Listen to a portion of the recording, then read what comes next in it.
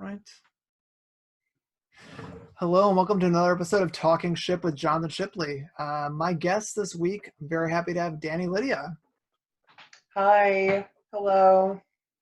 I actually met Danie, and I am pronouncing that correct, right? Yes. Okay, I just want to make sure I don't want to butcher the entire episode.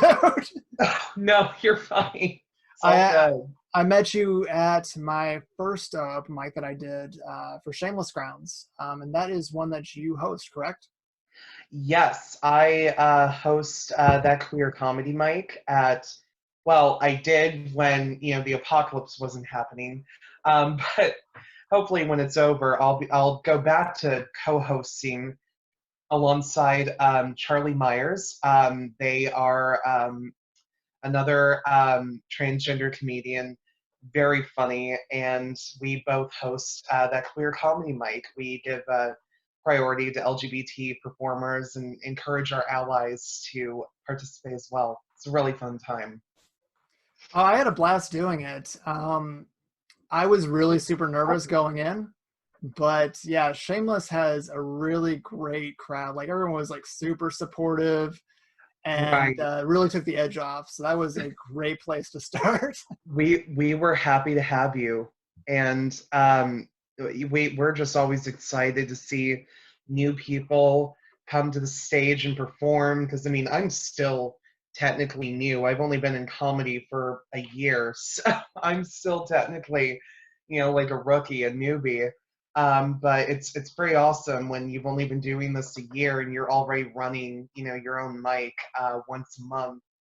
When civilization is, still running. So it's been a lot of fun though. I've had an absolute blast working with Charlie and Tree Sanchez. The two of them are just like two of the loveliest people to work with, and it's been great. So can't wait to see you again there when it opens back up. Can't wait for that, getting back to civilization, actually doing open mic on a stage with a mic and none of this back and forth over the internet. But Right, exactly. so you said you've been doing this for a year. What got you into it in the first place? Like, what pulled you into comedy? So my background is actually more in theater. I've been doing theater all my life.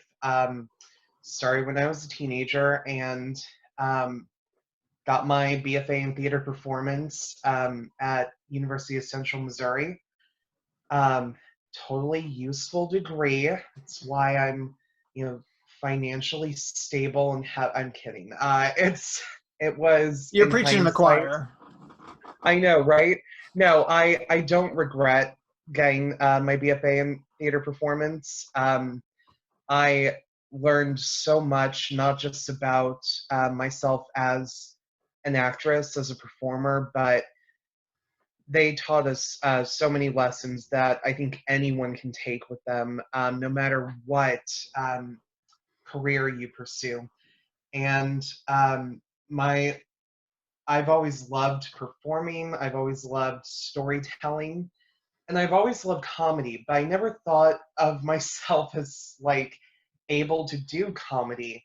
And I think that's because I wasn't comfortable talking about really personal and really vulnerable issues about or I can't talk You're vulnerable good. parts about my life at the time because this was before my transition. But then after I began my transition almost 3 years ago, I went through some really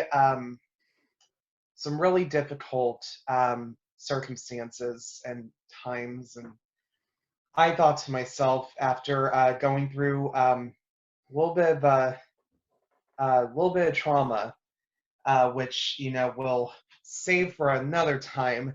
I thought to myself, I need to get back into performance somehow, and do what I can, and find a way to take my mind off of things. And so I started going to this place called the Stone Spiral. Um, and it's a coffee shop in Maplewood. Really cool place. Not the best place to do comedy. It's more for musicians and poets. So I started telling some hacky jokes about being a trans woman, and it was more just like, stuff like tee hee, I need money to go to Build a Beaver workshop, haha. It was just stuff that was very early on in my comedy career that I no longer tell those jokes. And at the Stone Spiral, I met two really amazing comedians on the comedy scene, Ella Fritz and Casey Paulson. They came to the Stone Spiral one night. They saw me perform. And then they performed, and I was just blown away by both of them. And then they came up to me and were like, "You're really funny. You should come with us to the Crow's Nest. There's an open mic there." I went there. I met a lot of amazing comedians there, like Steve Beatty, JC Sabala, Chris Sear. And that was kind of like my first open mic. And then from there, I just kept coming back, coming up with new jokes that were still pretty hacky about being a trans woman. But then after a month of doing open mics, I did, during which I did a mic at the Heavy Anchor. I love the And Heavy Anchor. I love the Heavy Anchor. Oh my God. I cannot wait until, I think that's probably the first place I'm going, like once everything reopens. And I will plug the Heavy Anchor right now. If anyone who listens to this has not been there, when Civilization opens back up, go visit Josh and Jody Timbrook. They are amazing. Such a great place. So I did. Go ahead. What? Go ahead. I don't mean to cut you off. Oh no, you're fine. So anyway, Chad Wallace, the host of the Shipwreck comedy mic, he invited me to the Heavy Anchor. I did the mic, and then Josh and Jody asked me if I wanted to be in The Future is Female, which is an all-female comedy show. And I was just really blown away. I'm like, what? Like, you want to book me for a show? Like, I've only been doing this a month. And that was my first show. And I got to perform with Angela Smith, Jamie Fritz, Emily Hickner. I'm trying to remember who else was in that lineup. Just a lot of incredible female comedians. And since then I've done like over a dozen shows around the St. Louis area. I've done a few in Kansas City. And I've just been having a blast. Like, not only do I get to put my useless theater degree to good use, but I found a really incredible family unit in the comedy scene. Like, everybody has just been so loving and supportive, and they came into my life like at the exact right time when I needed that. So it's been a very emotional experience for me, but I've absolutely loved it. It's been great. Kind of touching on a few things that you mentioned. You talked about how you started comedy at a point in your life where it was things were kind of up in the air and it was very hectic. Very I'm not going to put words in your mouth like traumatic or anything, but just a harder point in your life. When I spoke to Lisa about this for my first episode, we talked about how a lot of comedians joke that, when you're up on stage, this is like, it's cheap therapy, and how we're all kind of making jokes about personal issues in lieu of actually seeking professional help on them. And I think there's a little bit of truth to that. I think that a lot of the funniest people that you come across are the ones who have gone through the most, because we're able to kind of take that dark point in your life or that part that really kind of causes you stress and polish it and, find something funny in it. Or at least, a little self-deprecating humor from it. But No, Definitely. you mentioned how for your first show, you bumped into other comedians who asked you to, come to do their shows, and hey, you should check out this open mic. I actually had that happen at Shameless. Yeah, after I went on, Lisa pulled me aside, Lisa Andress, and was like, hey, I really liked, I can't believe that was your first time. I really liked it. Would you like to come do my open mic at Backdoor? And so, that was the kind of confidence boost I needed to kind of keep at it. So, Lisa Andress is an absolute sweetheart. I oh, I adore that love woman. Lisa. Oh, she's my comedy mom. She is my comedy mom. Or no, I think we um the last Zoom meeting we had where we were hanging out in Zoom, I think we called her the Zarina of menopause or something. I mean, she absolutely loved that. Like, she's just someone you can always joke with, and she's just so sweet and so supportive, and she always has been towards me. And that sounds very much like her. That she would, come up to someone who's very new in comedy and, like tell them like you should do like kind of give them the blueprint of like okay, you want to keep going with this, you need to go here and here and here, and that's definitely something I can see Lisa doing. She's amazing like that. She did. I kind of made Backdoor my home for a couple months, doing their open mic on Tuesday. But when that kind of fell through, I was like, hey, I don't really know where to go from here. I know there's a bunch of open mics in the area, but I'm still inexperienced. She's like, no, you need to go to Heavy Anchor. You need to go to Apotheosis. She kind of like told me every night where everything was, and was just super helpful. Yeah, oh, she's amazing. She really is. So, one thing I wanted to ask, like I mentioned, how a lot of us kind of joke about, your personal life.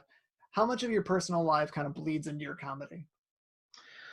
I would say a lot of it because I almost all of it is personal stuff. Like it's a lot of it is about the struggles of like being a trans woman in this day and age or just a trans person in general. Because I mean I don't want to go up there and say like I have the hardest because I actually don't. Like when it comes to trans people, I'm a binary straight trans woman. I've got the best deal of any trans person, and it's still a pretty shit deal. Like it's, I know how much harder it is for um, other um, other trans identities or gender identities, and it's but I talk a lot about that because that is a lot of what that's just going to be an ongoing process in my life.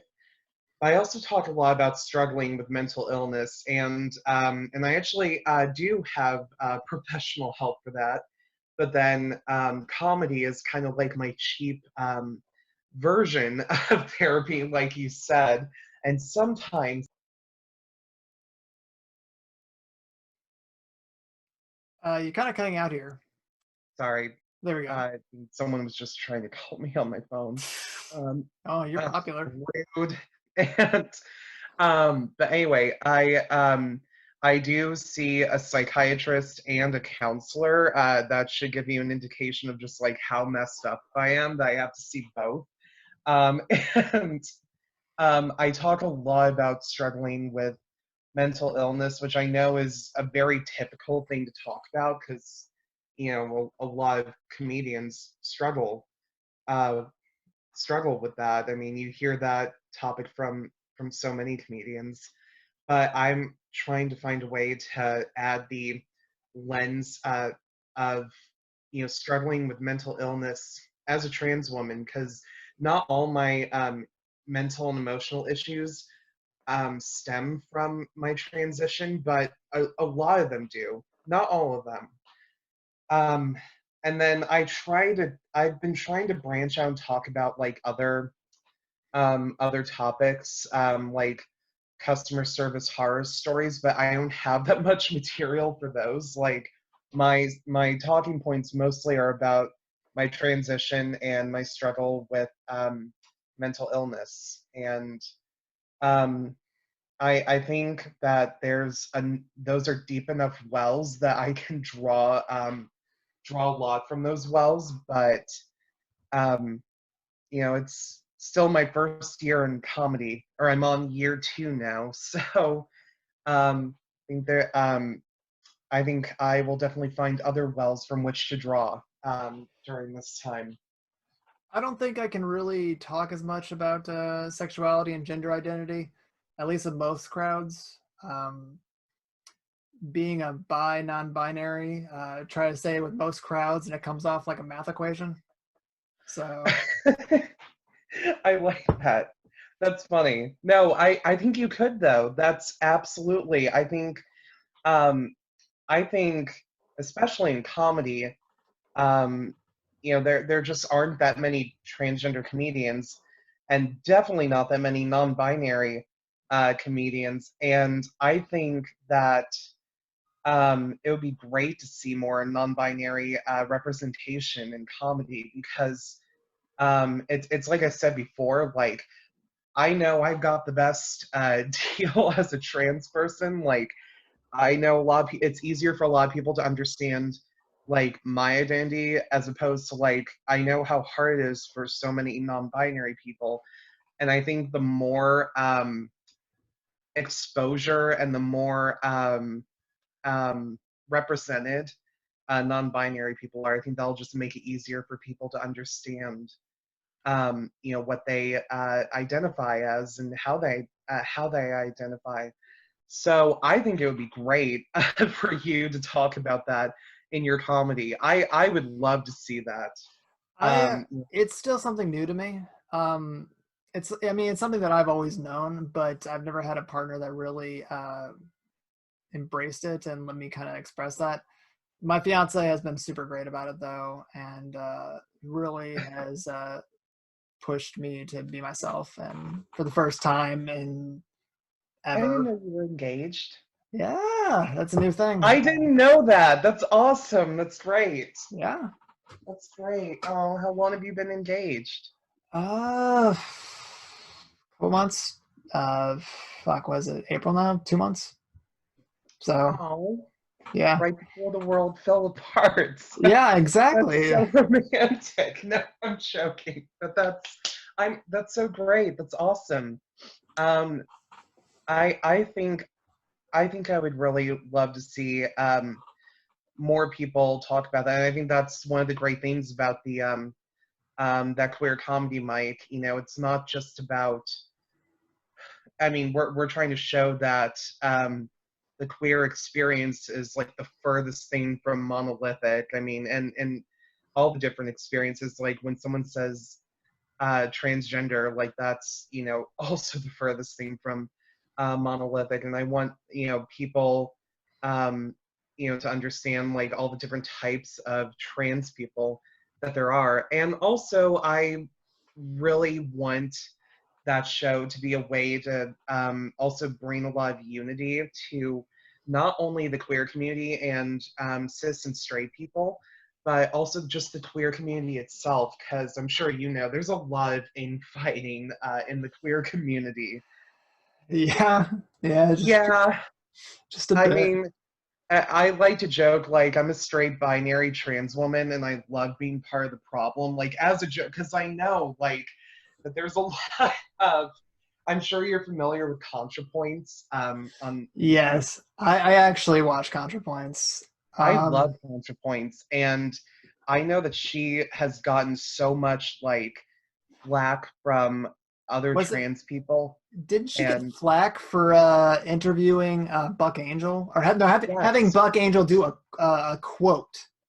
a Right. 12-second quote, and then like every non-binary person is like, she hates non-binary people, and I'm like, no, she doesn't. And also, furthermore, as much as I disagree with Buck Angel's like alleged views, like on like trans medicalism, everything like that, and I think that people also need to remember, and I think Natalie Wynn brings up a great point, that even though his views might be a little obsolete nowadays, he did do a lot for trans visibility, way back in the day. Like, there's a lot to thank him for giving us a voice when we had no voice. And, it would be great if people could get through to him and say, like, hey, dude, that's not really cool. Like, you don't have to have a diagnosis to be, like, legitimately trans. And, but I think I there's think just so much infighting and so much reactionism. And I really want that queer comedy mic to kind of, um, I really want to combat that, because this is not a time where we need to be fighting each other. We need to be like supporting each other and, trying to make those connections, even if we disagree. so. Speaking of that, I don't know if you know this in particular, but Lisa brought it up to me the first time I did comedy at Backdoor. She's like, "Oh, hey, did you see the review on that queer comedy thing that you were? Did you see that?" Yes, I did. I We, I love go that ahead. one of the comments was about how transphobic some of the comedy was and whatnot. And I'm thinking to myself, because I didn't miss much of it. I went to the bathroom like once, but I don't remember a lot of transphobic comedy. And the only ones that really brought it up, from what I remember, were trans people themselves. So I'm like, people are just joking about their experiences. So Right. I don't I don't get what I- the issue was. Man, okay, so here's the thing. I it's an open mic, so not everybody's going to agree with everything they hear. And I actually want to reference one of my favorite comics on the comedy scene, Rafe Williams. He is one of the hosts of the Improv Shop, and he says every mic, like I can't remember it verbatim, but every mic he says, like, someone might get up here and say something you completely disagree with, and, while we do not tolerate, such and such language, if you don't like something that someone says, just rest assured that, rest assured in 4 minutes, someone else is going to get up on stage and say something you're like, oh, hell yeah, that's great. He says something along the lines of that. And that is so, and that's exactly what an open mic is. And while Charlie and I try to tell people, we do the disclaimer, like, obviously we do not tolerate like racist or homophobic or misogynistic, Right. anti-Semitic, any hateful language under the sun. We don't tolerate that. But apparently that's not enough, because someone still complains. Like there was binary language, and I'm like, were they complaining about me? Because I don't know if that was like, I because I don't also think so. mentioned non-binary people in my act, like, and then Charlie, I remember, was like, I, yeah, like, I don't know what to make of that. And, and it's one of those things, like, I completely understand that not everybody is going to be completely on board with everything that's said on mic, but it's also, like, if you're not comfortable there, then, maybe going to an open mic isn't for you. I don't know. That's, Because if you're um, gonna go to an open mic, honestly, you can't get more accepting and welcoming than Shameless. exactly. And the St. Louis comedy scene as a whole, whether you're in a, like, mostly LGBT crowd or not, is so accepting. Like, occasionally you might hear someone say something that's like, oh, a little cringeworthy, but I mean, it's, that's going to happen anywhere in comedy. And then for, this person was apparently so offended. It was just like, this place is horrible, and they use binary language. And I was just like, and I was the Oh, one that, please. like, I messaged them a very diplomatic message that, like, apologized, but at the same time defended the show and was like, look, we're trying to make us, a safe environment for the queer community. And, like, nothing's more important to us, and really nothing's more important to us than for people, whether they're, like gay, bi, lesbian, trans, non-binary, whatever, you know, whatever your form of degeneracy is, like you are safe at the Queer Comedy Mic, and as well as, our cis and straight allies, or straight allies. I think I was told at one point that saying cis allies is sometimes frowned upon, like cis is a bad thing. Like, no, it's not. Like, I It's just a date marker. cis people. Like that's um anyway, but um I also have heard, like some people want the Queer Comedy Mic to be like queer exclusive. And that is also something I'm very opposed to, because I, of course, want our straight allies to get involved because, one, um, like we need to because, well, one, um so many, there's never an issue with like our with allies showing up to the Queer Comedy Mic. They show up, and we have like maybe three or four people on the list, and because they want to be there, they think nothing, that they're in a room filled with, LGBTQIA people. And secondly, it's important to bridge that gap. Like we want to stay integrated. I think, like people kind of like sticking to their own doesn't really help anything. And that's what I want to see is unity. And I think that's what Charlie and I are really striving for with the Queer Comedy Mic. But this person's comments were, like their feelings are valid. They totally are. I get it. Maybe this isn't the place for you, and that's totally fine. I'm not going to say like, well, don't come back, or like we don't want you anyway. We would love for this person to come back.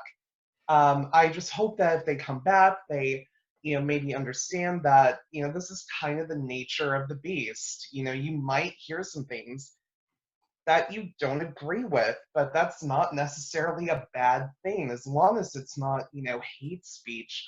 And I don't think anything there could be considered hate speech. I mean, so I think a big part of it is one of their comments was about how somebody had made a joke about pregnancy, and I forget who it was, but they said it was something along the lines of, well, this was aimed specifically at cis pregnancy, and that other people of other gender identities can also birth children, and you didn't include that in your joke.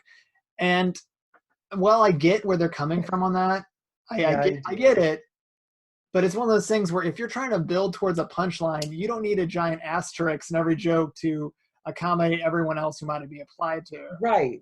Exactly. And I think what Charlie said to me when we were talking about that line, like, like they assume that all pregnant people are women. And Charlie, who is, like is non-binary, but is taking testosterone, they said, like, yeah, that's like a tiny percent of trans men who actually get pregnant. It's not that many, because it's like the mentality of like using the term menstruators, and I don't get that. I don't like, and I'm just like, ew, that just sounds gross. Like, I'm sorry, I don't care how woke that's supposed to be. I'm sorry, that just sounds so bizarre to say, like, oh, he or she is a menstruator. It's like, wow, I feel like that there's just such a patriarchal like edge to that I just don't feel comfortable saying that, and I feel it's so odd that that's supposed to be the woke terminology to describe someone who can, like have a menstrual cycle. I don't know. There are just some things I think that can be taken too far. And I just want to say, just relax. We all want the same thing. Let's stop, like as long as we're not working against each other, let's, maybe put the brakes on some of these things. we're working towards the same goal. But, you know, you can't control what people are going to, you know, post on social media. And that person, you know, was well within their rights posting that because freedom of speech. Right. But at the same time, it was a little bit, you know, like, I won't say infuriating, but I think like just me and Charlie and I's reaction was like, really? Like, that's okay, I guess, like, but we'll do our best to make sure that we update the like content warning, but okay, like that we were just kind of like baffled because so many people clearly enjoy the show and so many we've had such an amazing turnout for so many of the shows, and then this happened. We were just kind of like thrown for a loop. I will say one thing that really upsets me about this whole thing is that right before the next queer comedy that was going to take place, I wrote a killer joke that I was really proud of that I was going to use to introduce myself. And not only is it really dated now, but I can't use it. Oh, I was what do you want to tell it now? I do actually. I want to get it out there because I wrote this like 2 months ago before this whole outbreak thing happened. And I wanted to go in and be like, hey, you know, I'm really happy to be here tonight. Love being at Shameless. However, you know, this is my second choice for tonight. I was going to go to a daddy-daughter dance, but apparently just having somebody call you daddy is not qualifications enough. Nice, nice. But That's awesome. right after I wrote that, because one of my coworkers was talking about having a daddy-daughter dance at the Y, right after I wrote that, that whole thing with St. Louis and the daddy-daughter dance, the dude that broke quarantine and fucked everything up. I'm like, well, fuck, whatever. I mean, that would have been so topical. I think that would have been amazing if you said it then. It would just been like, ooh, nice. Like I was they gonna play went it there. off. They went there. That's I was gonna play it off and say like, oh well, I wrote this 2 weeks ago, so I'm not saying I'm a prophet, but maybe I tell some jokes about everyone here getting laid and Trump catching corona, and we'll just see how things go.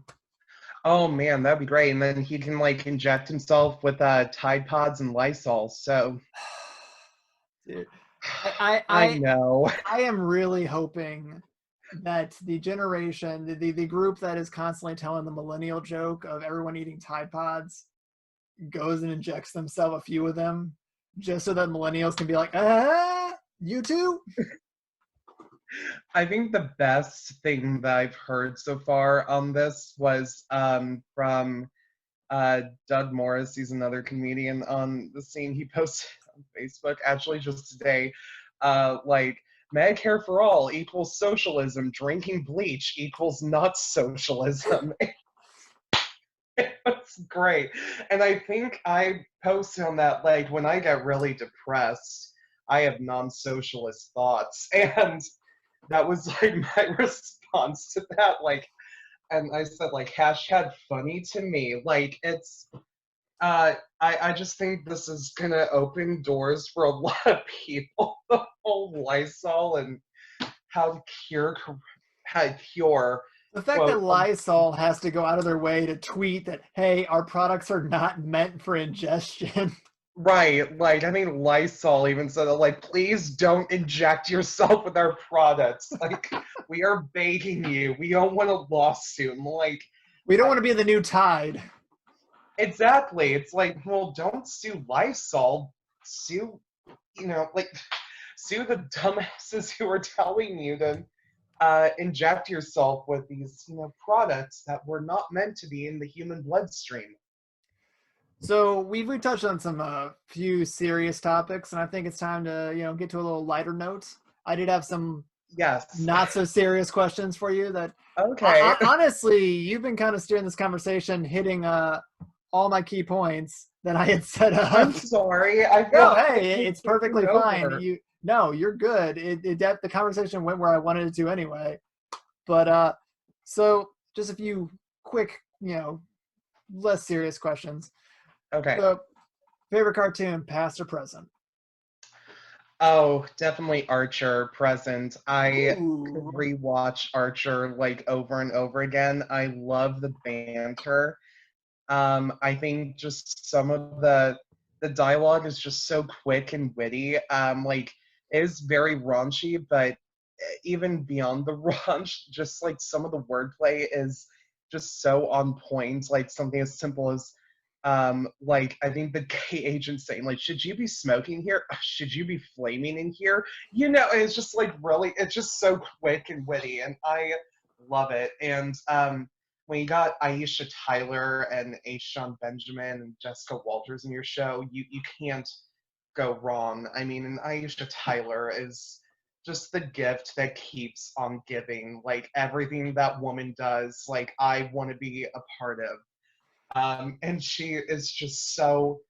I, I definitely think that I'm kind of like a mix of her character and Jessica Walters' character. Like they just have that like savage wit, and like some of the stuff that Aisha Tyler says in the show, Lana Kane says is like stuff I would say. Like, why are you running in the like Lana? Why are you running in the sound of the explosion? Because I'm not a giant pussy. Like that. She just like without missing a beat will just like make her male cohorts seem so small, and I just love that about her. So I do love the Archer wit of could the win. show and a lot of the self-referential humor.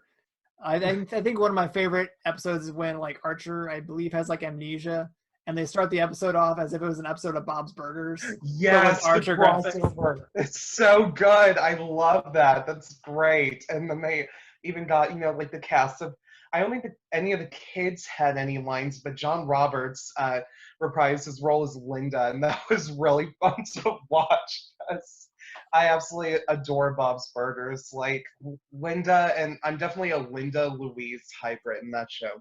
That's my second favorite cartoon. Very strong. Bob's Burgers up there for me. If I had to pick any though, I'd probably go Gravity Falls.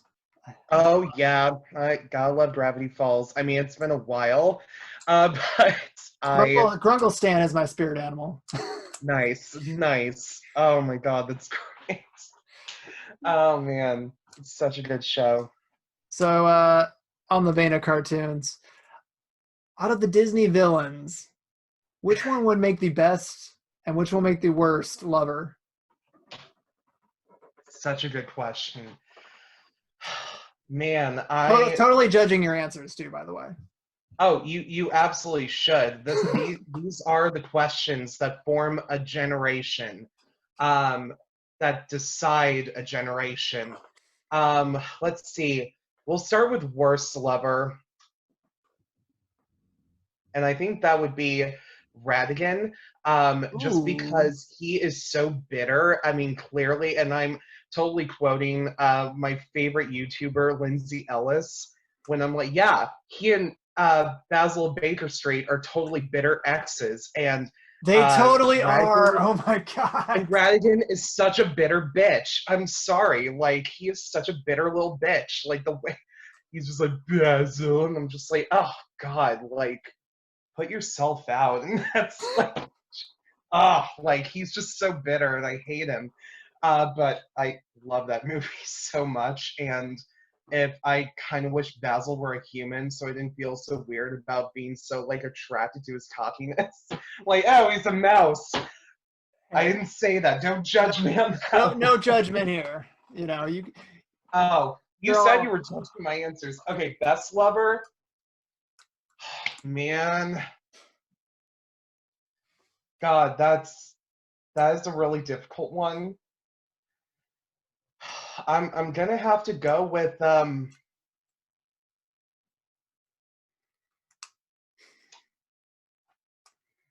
give me a moment, give me a moment. I'm thinking I'm Okay. gonna have to go with Hades from Hercules. Hades. Okay.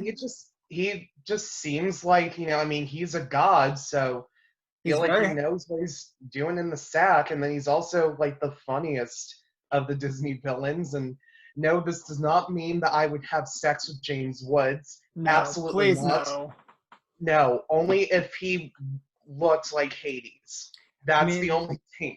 But that's the thing. It's like I love Hades as a Disney villain, but it's you just always gotta remember, like, yeah, James Woods voices him, and he's like seriously a horrible person. It's so but also, disappointing. but at the same time, his personality in the movie, I'm just like, oh, that is such a turn on. He's so like, he is just so like quick and witty and cocky, and I just love yeah, just so many of his lines. Like, but he would never hurt me. He's a guy, and I'm like, thank you. Like, Well, that's I'm just happy to know that, for every James Woods out there, we have a Danny DeVito. It's like cosmic forces that balance each other out. oh, I love Danny DeVito and everything. And he was also in Hercules. Didn't Exactly. really like his character though. Unfortunately, Phil was not a great character. Um, oh man, that movie is such a mixed bag for me. But I do love Hades in that movie. Even though he makes no sense from a mythological standpoint. So, but I'm not getting into that. All right, next question. Okay, I got one or two more. Okay, cool. Golden Girl, free for all, fight to the death. Who wins? Oh, Betty White, hands down. I mean, That is Betty. that is a good answer. I mean, come on. It's a very cliche answer, but I mean, Betty White. She had a giant crocodile in Lake Placid. I have a feeling she fed all the other Golden Girls to that crocodile. That's like how she would take them out. I mean, I would accept B. Arthur or I'd accept Betty White. B. Arthur is just a badass. Oh Uh, yeah, she is. Deadpool literally named his katanas after B. Arthur. And Betty White, I love it. literally has the staying power. She's still Mhm. here. She's the last one. She won already. Yep, exactly, exactly. And I just love like, and I'm sorry, I'm not gonna get on the train of like, are we over Betty White? And I'm like, no, we are No, never over Betty White. I'm sorry, she is the gift that keeps on giving and will continue to do so for the next 317 years, because that's how much longer she has to live. And the day that Tim Curry or Betty White leave this world, I'm taking a week off work just to mourn. I agree. Oh, Tim Curry, that's another one. Oh, was he ever a Disney villain? No, he was a villain in Uh, Ferngully. He was he Hexus. was a villain in a Disney movie. He was a villain in Muppet Treasure Island, which is a Disney movie. Oh, that's right. That's right. Oh my God, I forgot about that. He was Long John He's got a Silver. singing part. Oh man, I almost want to change my answer now to best lover as Tim Curry as Long John Silver in the best, second best Muppet maybe the best is Muppet Christmas Carol, hands down. But it's so good, and I love A Christmas Carol. Like the George C. Scott Christmas carols, why I watch like every Christmas, and it's so perfect. But then I also have to watch the Muppet one because it's so cute, and Tiny Tim is a tiny frog. Um, and but he was also a villain. Tim Curry was also a villain in Ferngully, and he was Hexus, and he sang a song called "Toxic Love," and it's Yeah. so goddamn like saucy. I love it. He's like "Toxic Love," and I'm just like, oh my god, this movie is so ridiculous. You got Robin Williams rapping as a bat, That and then "Toxic Love," and this really like molesty, like I don't know what is like lizard creature that's like gonna eat like the blonde Adonis like male lead, and it's so creepy, and I'm just like, what the I loved that movie as a kid. I rewatched it recently, and the whole time I'm just like, what the fuck is this? I actually loved this as a kid. Okay, I'm done. Next, do you have another question? One more? yeah, I'm gonna end on a more serious question. Okay. Um, so there's always that line, the line when you're telling jokes that you try not to cross. A lot of it kind of comes with reading an audience. But is there any kind of jokes that you deem off limits or kind of out of bounds, like topics, etc.? Um, I think, at least for me, if it's not my personal experience, then I won't touch that topic.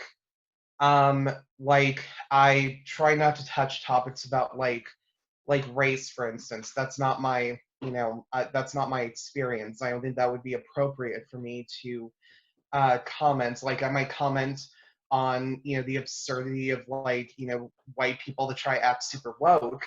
But from my standpoint as a white person, but like race is not something that I think is appropriate for, me to comment on because I don't know that experience. That's, it's just like a lot of people were mad about like Chappelle talking about um like trans people. And while I wasn't as infuriated as everybody else, I wasn't even infuriated. I thought like, well, maybe that isn't like a topic that he should have been like talking about. I mean, that's not his experience. Like I would feel like if it's not your experience, exercise caution at least. But for me, like that's a topic I really won't touch because it's just not my experience, and I don't want to end up like accidentally offending anyone. Um, like by saying the wrong thing, even though like I might go in with like good intentions of trying to be satirical. I don't. And I also think the same thing for like um, um, I really just think for any, at least for me, if it's not my life experience, I'm not gonna make a joke about it. That's sort of the line that I won't cross. I kind of stick to what my experiences are because you know that's what I have knowledge about. I'm not gonna try and make a joke out of someone else's life experience. I think that's where they come in and joke about their experience and tell us and teach us about what they've been through, whether it's about gender or race or religion, anything like that. I I have a looser definition of what I won't joke about, but I will touch on almost anything under specific circumstance. I think I my favorite kind of humor is the absurd, like just the really really absurd. Um, and I think under certain circumstances, certain things can be joked about. Like so, I used to host a podcast with one of my best friends, Alex Kelly, who is black, and my other best friend, Alex Princeton, is white. So we're all at a party, and everyone's introducing themselves, and then we're all lined up. And white Alex shakes hands like, "Hey, I'm Alex," and then Alex Kelly's like, "I'm Black Alex," and then right after him, I'm like, "I'm Black Alex," and without having met me, just looks at me like, "What the fuck?" And then we became best friends. I mean, and see that I can see as just being more like like tongue in cheek, like almost like cutesy. It's like tee like and so there are like vague statements I might make fun of or I might comment on. Like I have one joke that I use like way early on.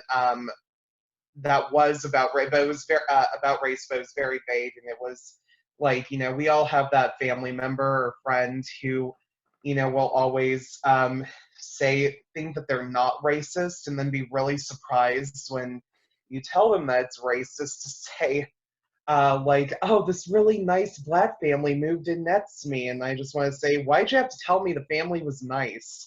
Like, and it's more like tee like I see what you did there. It's but when it comes to like more specific statements about like if when it comes to like writing satirical jokes about like police brutality or like systematic racism, I'm like that's not my experience.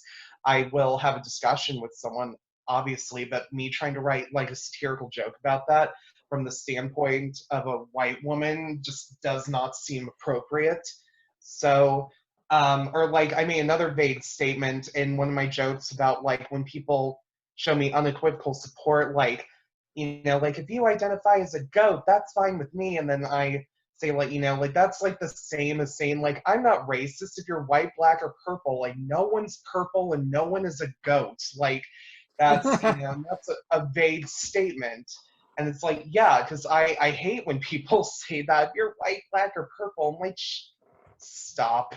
Like that's so absurd. Like that's like that just shows that someone is like concealing some problematic feelings probably.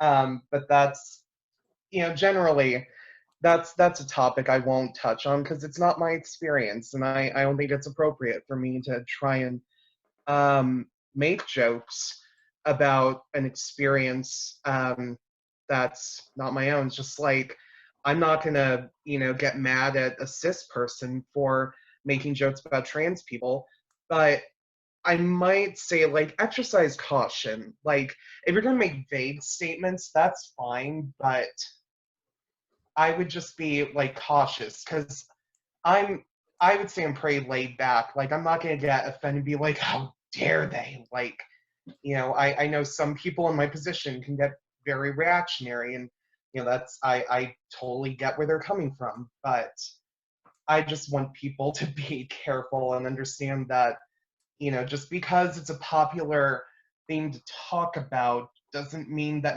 that necessarily you should be talking about it. Like, like topics about like race are a popular talking point, but it's not great when necessarily a white comedian talks about it, but like when Dave Chappelle talks about it because of his experience, he brings he brings his personal experience and he teaches people and makes them laugh.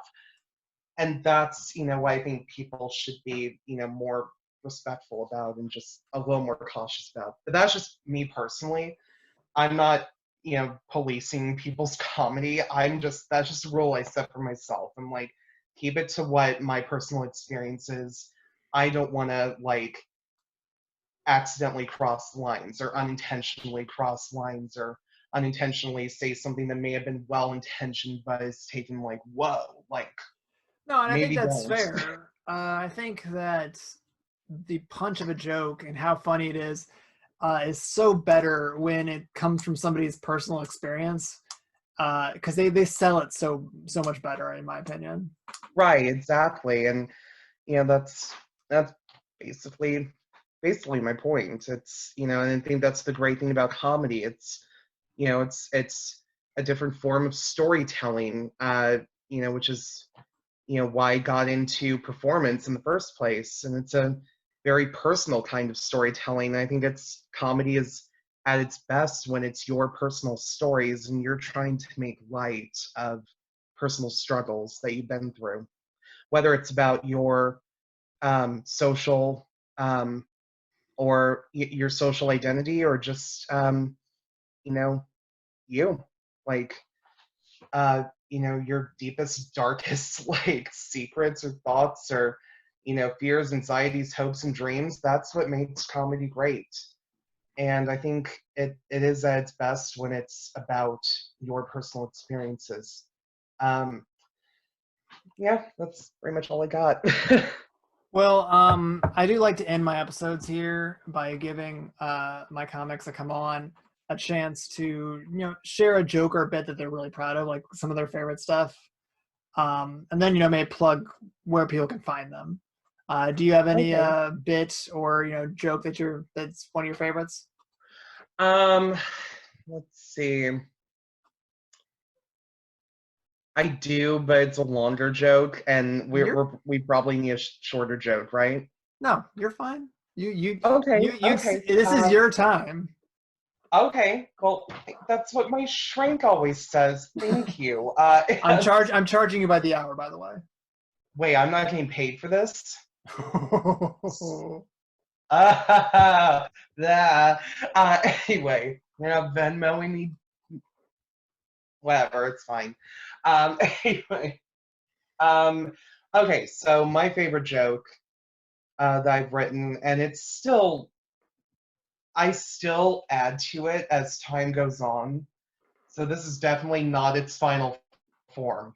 So not even its final form. Anyway, a lot of people ask me if I have like a kinkiest fantasy as a trans woman. Like, what is your kinkiest fantasy as a trans woman? And I always say, like, well, there is one that's swirling around up there continually. You guys want to hear it? And usually, it's like, and I'm like, okay, so my deepest, darkest, kinkiest, filthiest, sluttiest fantasy is that I come into $10,000 and then I get the gender reassignment surgery, or as we like to call it, the sex change operation, which I can say, get your own word. And then I meet someone, I meet a guy, and he and I start to get drinks or coffee, and then we start to like do intercourse with each other, and we do that like over and over again until there's like feelings involved. And then he's like, we should move in with each other. We're cool with each other. We do like sex things to each other. And then I'm like, yeah, we should move in together and we should have like petty fights about decorating. Like, okay, babe, I think a Rammerstein poster above your bed may have been cool in college, but don't stifle my creative expression, babe. And then we take those fights to IKEA. And we walk through IKEA and glare at each other so we can fit in with all the other glaring couples at IKEA. And then we do that about 10 or 15 more times until he finally proposes and asks me to be his wife. And then we have a themed wedding. The theme is wedding. And we get happily married, and I know what you're thinking, like, oh my god, bitch, you nasty. Yes, I am, and this is just gonna get weirder, so buckle up, folks.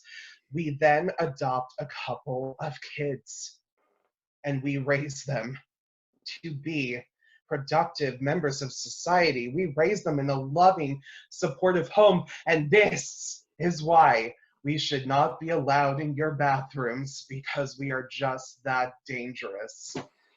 That's my very long, but I'm kind of proud of that joke. It usually gets really pretty good reaction. It's got a really good clip to it. Like there's not really any kind of downtime. You're just like kind of hitting point after point, joke after joke.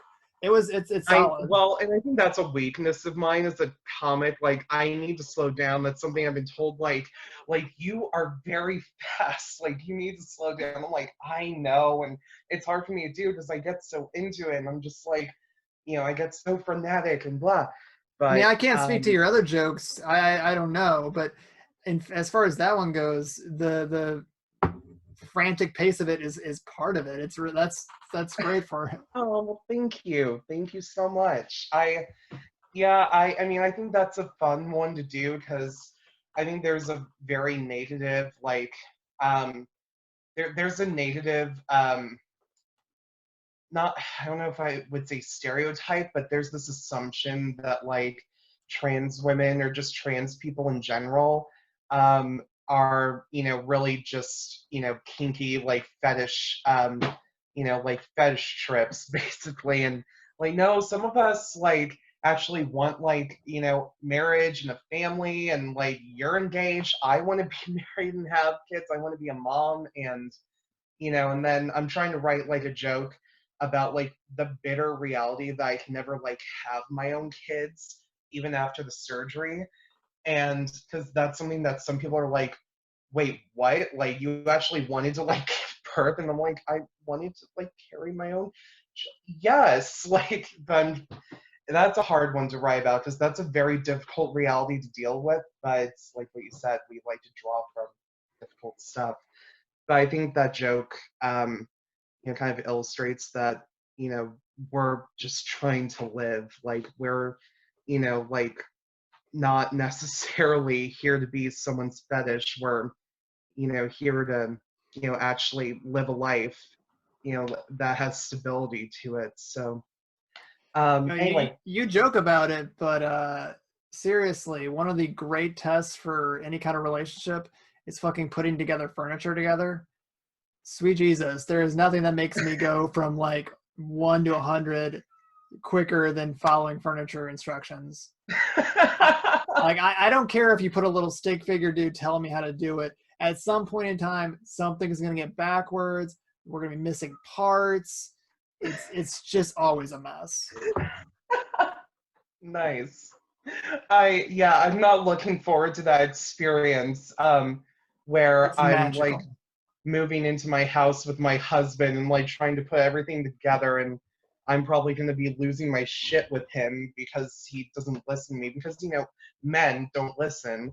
That's why I changed, because I was too smart for that noise. And anyway, no, I'm definitely not looking forward to that experience. So hopefully I'll be able to just like call my brother or something and be like, can you like work with my husband on this while I just go and smoke weed in the backyard or something. So yay. We'll see. Okay, well, let's go ahead and end on this. Is there anywhere you said that you mainly do Facebook, and you said what was it, Instagram? But Mhm. after this Corona apocalypse ends and everything gets a little bit normal, where can people find you?